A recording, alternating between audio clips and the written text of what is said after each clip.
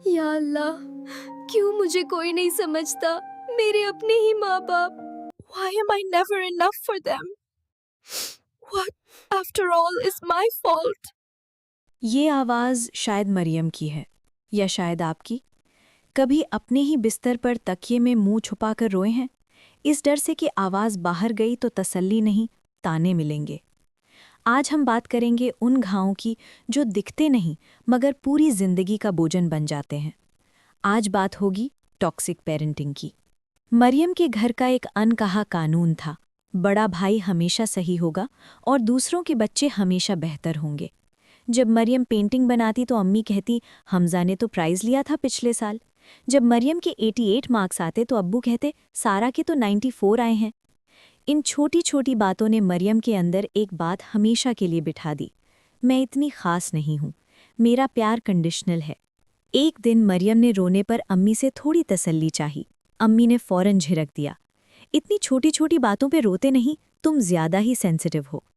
अगर मरियम कभी हिम्मत करके कहती कि अम्मी मेरी बात नहीं सुनी जाती, तो बात पलट दी जाती, हमने अपना पेट काट कर तुम्हें पाला और तुम ऐसी बातें करती हो। इसे गैस लाइटिंग कहते हैं। मरियम ने धीरे धीरे अपनी ही फीलिंग्स पर भरोसा करना छोड़ दिया। उसने सीख लिया कि अपनी फीलिंग्स अंदर रखो, बाहर आएंगी तो मजाक बनेगा या गुस्सा मिलेगा। फिर वही हुआ जो हमारी सोसाइटी में होता है, पढ़ाई ख़त्म होते ही शादी का प्रेशर।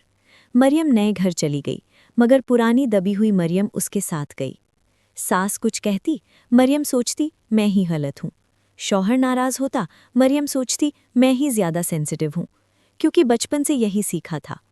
फिर जब उसकी अपनी बेटी पैदा हुई तो अम्मी का फ़ोन आया, अब जल्दी दूसरा भी कर लेना, एक बच्चा अकेला रह जाता है। उस दिन मरियम अपनी बेटी को सीने से लगाकर फूट फूट कर रोने लगी। उसी रात सोशल मीडिया स्क्रॉल करते हुए एक थेरेपिस्ट की वीडियो उसके सामने आई।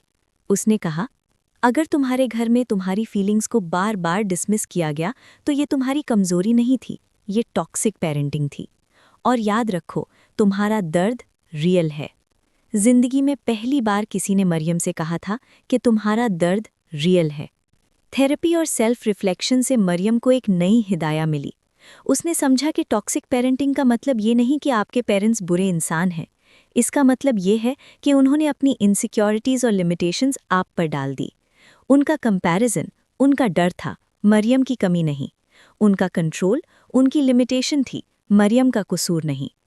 ये उन्हें माफ़ी देना नहीं था, ये उनको उनके फ्रेम में देखना था। मरियम आज भी अपने पेरेंट्स से मिलती है, मगर अब जब अम्मी कंपेयर करती हैं तो मरियम अंदर से टूटती नहीं। और अपनी बेटी को सुलाते हुए वो रोज़ एक बात ज़रूर कहती है, तुम बहुत ख़ास हो, किसी से कंपेयर किए बगैर। अगर आप आज ये सुन रहे हैं तो याद रखें, जिस घर ने आपको पंख नहीं दिए वो आपको ज़मीन पर बांध कर भी नहीं रख सकता। अपने अंदर के ज़ख्मों को पहचानें, अपने आप को हील करें। तुम रियल हो, तुम्हारा दर्द रियल था, और तुम्हारा आगे बढ़ना वो भी रियल होगा। टॉक्सिक पेरेंटिंग हमारी सोसाइटी की एक ऐसी हकीकत है जिस पर बात करने से हम हमेशा डरते हैं, मगर अब वक्त है अपनी मिट्टी को वापस जिंदा करने का। अगर आपको इस वीडियो से फ़र्क पड़ा है तो वीडियो को लाइक करें और किसी ऐसे शख्स को भेजें जो अंदर ही अंदर घुट रहा है। ऐसे ही डीप और मीनिंगफुल सफ़र के लिए हील्ड बाय हिदाया की फैमिली का हिस्सा बनें और चैनल को सब्सक्राइब करें। खुश रहें, आबाद रहें।